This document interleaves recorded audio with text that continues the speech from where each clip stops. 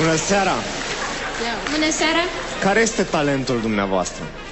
Suntem păstrătoare al folclorului adevărat și a doinei vechi românești care este pe cale de dispariție. Asta-i hare bătrânească,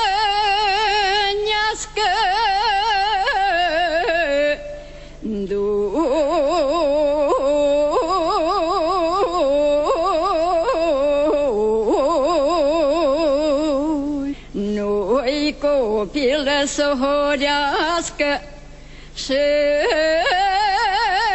îngruma să o învârtească.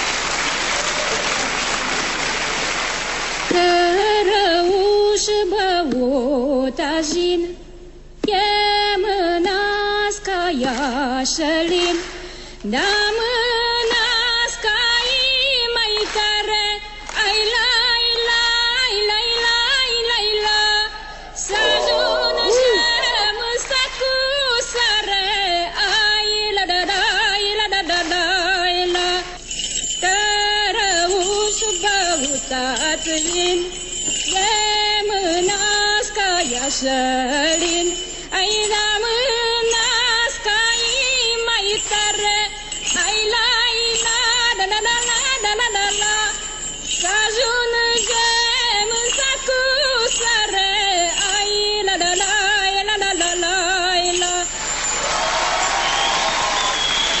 Mulțumim!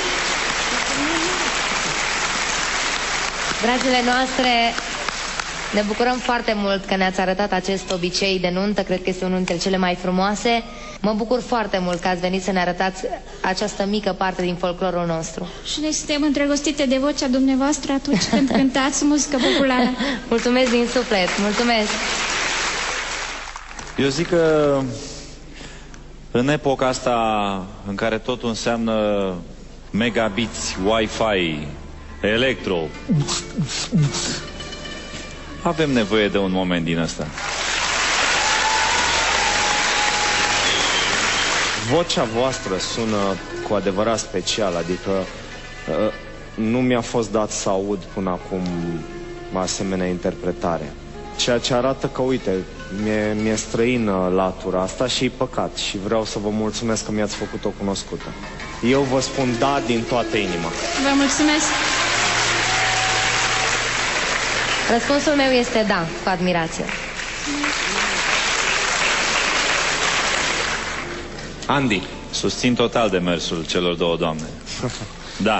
Felicitări, mergeți în etapa următoare. Mulțumesc, Doamne ajută! Doamne ajută! Ați fost extraordinare. Foarte bine, dar eu supărată că sunt bătrână și aș vrea să fiu mai tânără să pot și înainta. Dar așa nu știu cât voi putea merge mai departe. Revenim în culise, ne scuturăm o țâră și ca în basmele din popor ne întâlnim cu o măicuță bătrână și a ei fiică bună.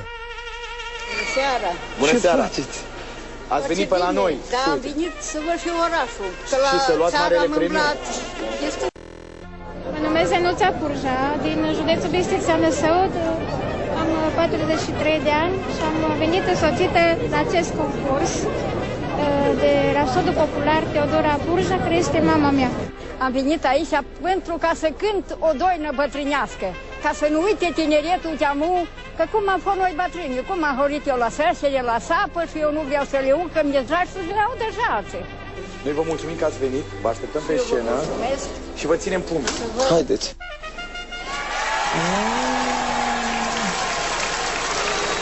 Bună seara! Bună seara! Care este talentul dumneavoastră?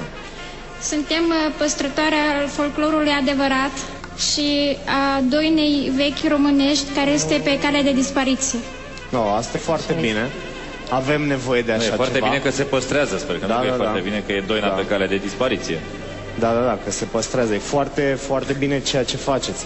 Și am să vă rog, înainte să trecem mai departe, să ne spuneți puțin ce este cu costumele?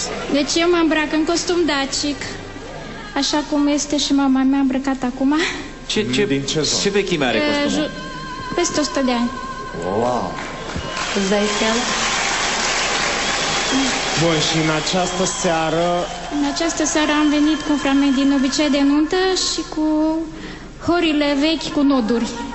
Horea cu noduri este un stil de interpretare foarte vechi, vine pe vremea iobăgiei, când biciul asupritorului cădeau iobagilor pe spate, iobagii nu igneau, ci cântau și durerea în cântec se transforma în noduri. Am văzut că acest stil se pierde și de când am început să cânt, am urmărit întotdeauna să aduc în atenție acest folclor vechi, străvechi, care a intrat anul acesta în patrimoniul UNESCO. Este o valoare a românilor și este păcat să se piardă.